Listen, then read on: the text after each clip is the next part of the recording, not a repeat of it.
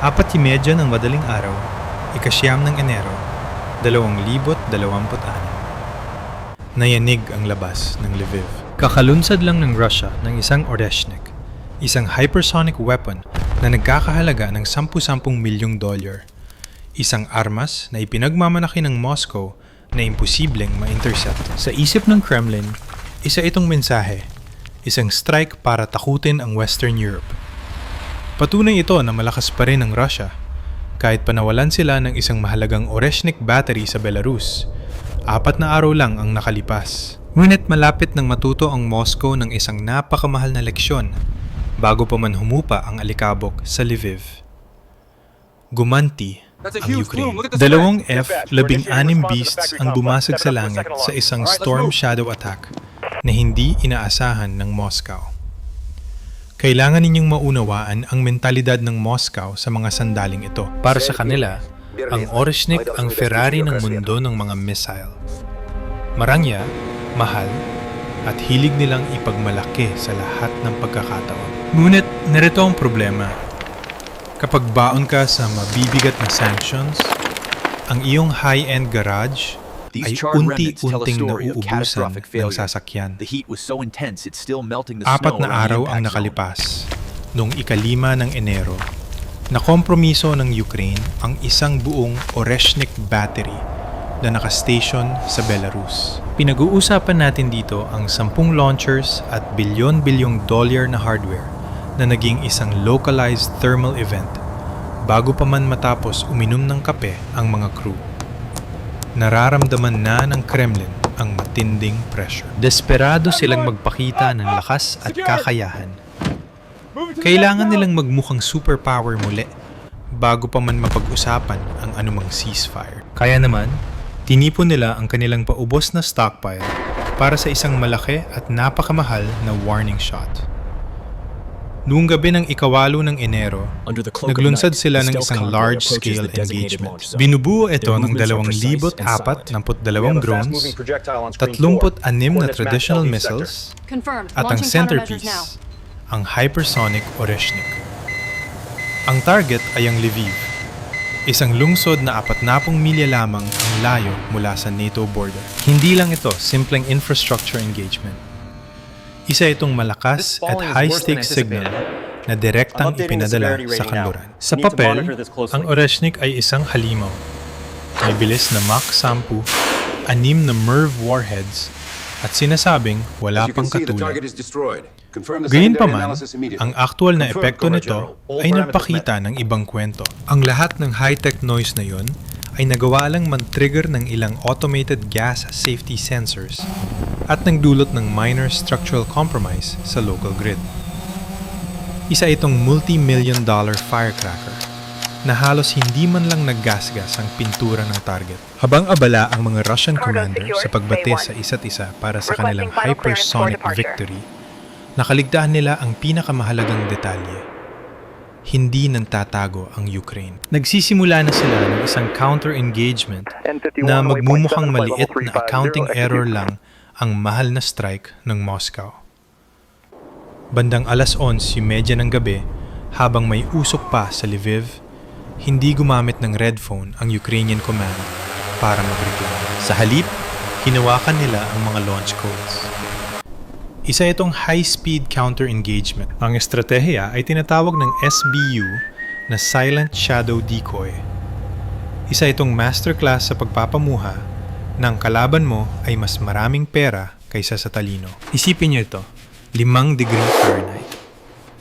Ang mga Russian operators sa loob ng kanilang Pantsir S-1 vehicles ay nanginginig sa ginaw habang naglalabo ang kanilang mga salamin sa gitna ng pagpapatakbo ng heater. Biglang nabasag ang katahimikan ng nagyelong gabi. Mula sa panig ng Ukraine, 15 Lyuti drones ang lumipad. Ang mga ito ay mga carbon fiber flying lawnmowers na may iisang misyon, ang mag-ingay at maging nakakairita sa Russian radar hanggat maaari. Bumaba sila sa 150 piye, dinadaanan ang mga nagyaylong power lines, habang ang kanilang mga wooden propellers ay gumagawa ng mababang tunog sa hangganan. Sa loob ng Russian command vehicle, Ang birding radar sweep ay biglang naging mabilis na kulay pula. Nanlaki ang mga mata ng operator. Hindi na niya iniisip ang estratehiya. Ang iniisip niya ay kung magminti siya, baka mapunta siya sa gulag. Agad niyang tinanggal ang safety cover ng launch button. Ang hydraulic turret ng Pantsir ay lumingon ng 70 degrees sa loob lang ng 1 segundo. Ang dual 30mm cannons ay nakatutok na sa madilim na langit at nagpaputok na sila. Ang kadiliman ay napunit ng isang white-hot flash. Isang $2 milyong na interceptor missile ang humarurot. Nag-iiwan ng spiral na kulay orange na apoy na tumanglaw sa mga snowy fields. Bumibilis ito hanggang Mach 2. Hinahabol ang isang drone na mas mura pa kaysa sa sariling guidance chip ng missile. Pagkatapos ay ang impact. Isang malaking fireball ang sumabog sa langit. Para sa Russian operator, isa itong magandang tanawin. Nakita niya ang target destroyed message at marahil ay naisip niyang nailigtas niya ang inang bayan. Pinanood niya ang mga nagniningas na labi ng liuti na bumabagsak na parang burning confetti sa kagubatan. Sa mga Russian bunker, nabubunyi sila at nag-high five. Ngunit sa Kiev, tinitingnan ng mga mission commander ang kanilang mga oras at nakang-80. Dahil sa bawat pagkakataon na nagpapaputok ang Russian Pantsir, nauubos ang laman ng kanilang mga missile tubes. At kailangan ng 45 minutong nakakapagod at nakakaanginig na trabaho para muling makargahan ng mga tubes na yon. Habang ipinagdiriwang ng mga Russian ang kanilang tagumpay laban sa mga decoys, ang kanilang mga radar screen ay nagsisimula ng mag-ghost. Ang mga system ay overloaded na dahil sinusubukang i-process ang 10 magkakaibang target ng sabay-sabay. Ang mata ng Russian defense ay kumukurap, nabulag ng sarili nitong tagumpay. At iyan ang eksaktong sandali kung kailan bumukas ang bitag. Naubos na ng bouncer ang kanyang bala sa isang anino at hindi niya napansin na ang tunay na heavyweight ay nasa likuran na niya. Habang ang mga Russian crew ay nagsisindi ng victory cigars, iniisip na naetaboy nila ang drone swarm, pumasok na ang mga big beasts. Dalawang F-16 Block 70/72 ang mga Vipers ang naka-standby sa loob ng Ukrainian airspace. Handa na silang gawing isang strategic nightmare ang tagumpay ng Russia. Ito ang tinatawag nating Wild Weasel Mission at punong-puno ito ng drama. Sa Hilaga, malapit sa Belgorod sector, ang unang F-16 pilot na may call sign na Wild Weasel ay hindi sumugod ng diretsyo. Hindi niya kailangan. Inilabas niya ang MALDJ. Isipin niyo ang MALDJ bilang isang high-tech prank call. Isa itong maliit na decoy na kayang gayahin ang radar signature ng isang buong squadron ng B-52 bombers. Sa loob ng Russian Pantsir command vehicle, halos huminto ang tibok ng puso ng operator. Kanina lang ay tumatawa siya sa mga drone. Ngayon, ang screen niya ay nagpapakita ng malaking formation ng American heavy bombers. Agad na pinindot ng Russian operator ang launch button. Inilunsad niya ang lahat ng SAM tubes na meron siya. Inubos niya ang bala. Nagpaputok ng milyon-milyong dolyar sa mga ulap laban sa mga multo. Habang abala sila sa reload na tumatagal ng 45 minuto sa gitna ng nagyelong putik, nakangiti ang F-16 pilot. Hinihintay niya ang sandaling mag-signal ang radar ng Russia. Nang mag-lock ang Pantsir sa mga decoys, pinakawalan ng F-16 ang AGM-88 HARM. Ang missile na ito ay parang isang radar hunting shark. Hindi nito kailangan ng mapa. Amoy nito ang frequency ng Russian radar at susundan ito hanggang sa mawasak ang operator. Sa loob ng cockpit, naramdaman ng piloto ang aircraft. Ang radar warning receiver ay naglalabas na ng lock-on tone. Hiniila niya ang stick, naglalabas ng 9 na Gs ng pressure. Nag-evade siya sa isang SAM habang ang kanyang sariling shark ay papalapit na sa target. Tumama ang HARM. Hindi lang ito tinamaan ng Pantsir. Naitigil nito ang radar array, ginawang inutil na bakal ang multi-million-dollar shield. Ang Russian operator, na bulag na ngayon, ay gumamit na lang ng kanyang 30mm cannons. Nagpaputok siya ng walang direksyon sa langit, parang isang eksena mula sa lumang war movie. Desperado ito, maingay, at ganap na walang silbi.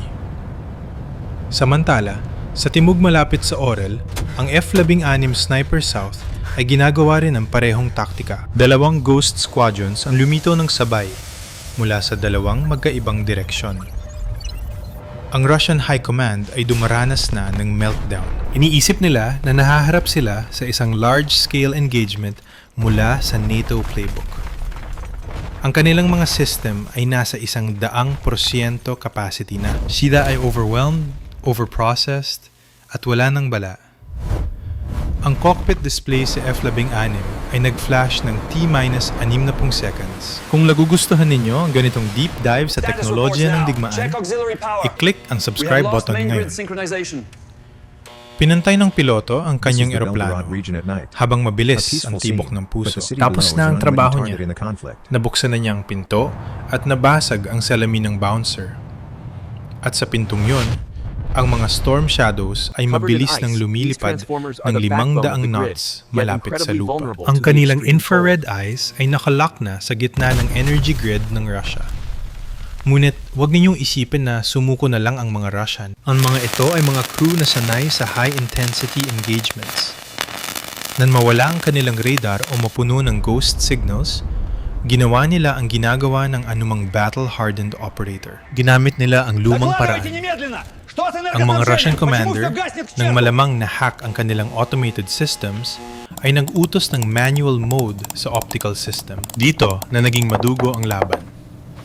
Dahil nabulag ng HARM missiles ang radar ng Pantsir at Tor systems, hindi na nagtiwala ang crew sa computer. Lumipat sila sa electro-optical tracking na parang isang high-powered thermal TV camera at manual joystick. Hindi na sila naghahanap ng radar blips. Naghahanap na sila ng heat signatures sa nagyelong hangin. Sa labas ng Belgorod, isang Russian operator na nanginginig ang kamay sa ginaw at adrenaline ang nag-lock ng kanyang thermal sight sa isang hugis sa malayo. Hindi na siya naghintay ng computer lockdown. Pinindot niya ang manual triggers ng dual 30mm autocannons.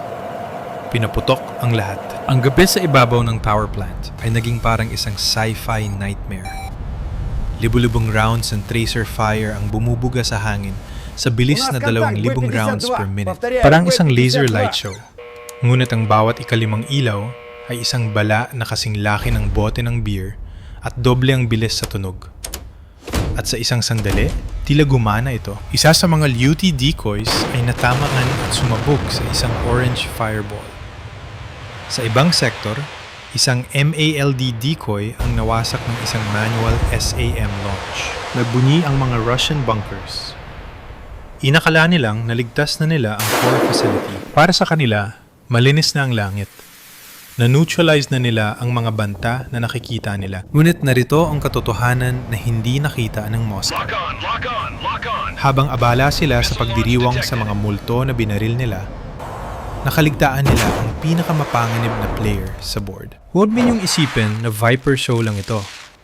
Habang ang mga F-16 ay abala sa pakikipagsayaw sa mga Russian radar, ang tunay na lakas ay paparating na sa likuran nila. Hindi isusugal ng Ukraine ang kanilang mga talentadong piloto nang walang backup. Gumamit sila ng 2 magkahiwalay na flights ng Su, 24 na fencers, ang mga heavy lifting workhorses ng Ukrainian fleet. Hindi na nila kailangan pang tumawid sa border. Nanatili sila sa ligtas na distansya dahil kapag may dala kang Storm Shadow, hindi mo kailangang lumapit sa apoy para magsimula ng sunog. Sa isang malakas na tunog, humiwalay ang mga Storm Shadows at Scalp missiles mula sa kanilang mga pylons. Ang mga ito ay hindi lang missiles. Sila ay mga $2 milyong na silent shadows na may dalang matinding galit. Sa lupa, ang Russian defense ay gulo-gulo na. Ang mga Pantsir operators ay sumisigaw habang ang kanilang radar ay nag-flicker dahil sa electronic jamming ng F-16. Isang Russian operator ang nagtagumpay na i-reboot ang kanyang system. Nakakita siya ng isang malinaw na blip, isang tunay na contact na lumilipat ng 500 knots. 50 piye lang mula sa lupa. Target acquired. Fire.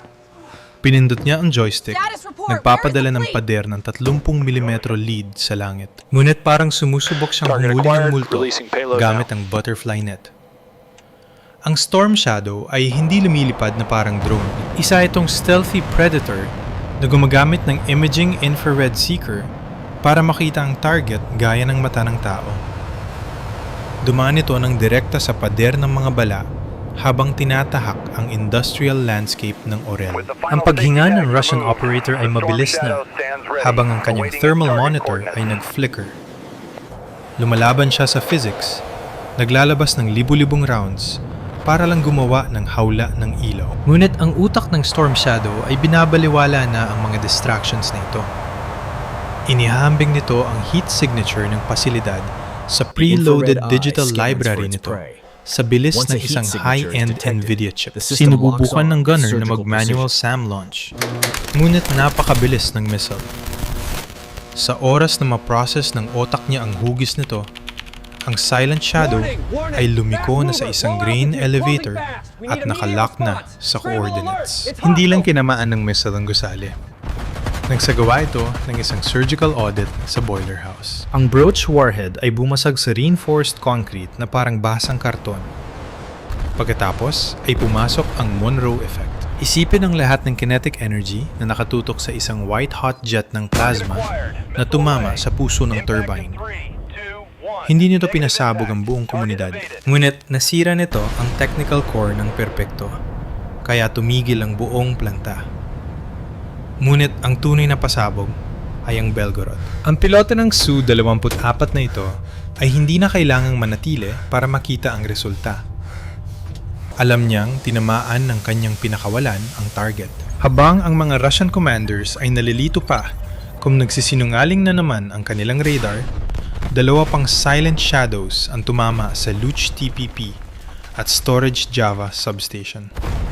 Ang resulta ay isang matinding disruption sa buong regional load. Sa isang saglit, ang Belgorod Energy Hub, ang nervous system ng rehiyon, ay nakaranas ng total systemic failure. Pinag-uusapan natin dito ang isang kumpletong blackout sa primary distribution sector. Sa loob ng Russian command bunkers, luminaw na ang mga screen. Wala na ang mga multo. Inakala ng mga operator na nanalo na sila. Ngunit habang nakaupo sila sa dilim, nanginginig dahil namatay ang mga heater at nag-blackout ang mga monitor, natanto nila ang katotohanan. Naprotektahan nila ang langit laban sa mga decoys. Ngunit ang tunay na suntok ay tumama na at pinatay ang kanilang buong logistics rear. Gumastos ang Russia ng 10-10 milyon para lang magasgas ng pintura sa Lviv. Habang ang Ukraine ay gumamit ng precision at silent shadows para i-freeze ang isang buong regional hub. Ngayon, tingnan natin ang mga aftershocks dahil ang pisikal na epekto sa mga power plants ay simula pa lamang. Kapag ang isang major regional energy hub gaya ng Belgorod o Orel ay nawalan ng kuryente sa -5 degrees Fahrenheit, hindi lang ito simpleng outage. Sinasaksihan ninyo ang kabuuang systemic collapse ng Russian rear. Ang mga bilyon-bilyong dollar na infrastructure ay naging mga umuusok na thermal events na lamang. Dahil sa mga sanctions, hindi basta-basta makakapag-order ang Moscow ng mga pyesa para ayusin ito. Isa itong permanenteng structural compromise na aabuting ng mga buwan o taon pa bago maibalik. Ilang oras bago ito, ipinagmamalaki pa ng Kremlin ang kanilang Oreshnik capability.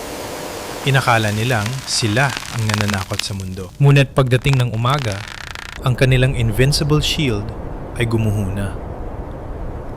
Ang mito ng impenetrable air defense ay naisahan ng isang surgical backdoor play. Ang engkwentrong ito ay nagpilit sa Moscow na pumili sa dalawang opsyon na parehong talo sila. Limitado lang ang kanilang high-value systems gaya ng Pantsir at S-400. Iwanan ba nila ang mga ito sa frontline para protektahan ang tropa o bawiin para protektahan ang kanilang nagihilong infrastructure? As you could see, Kaya, narito ang leksyon para sa araw na ito. Huwag gumastos ng 10-10 milyon sa isang maranyang Ferrari ng missile kung hindi mo pa nasisiguro ang sarili mong bakuran.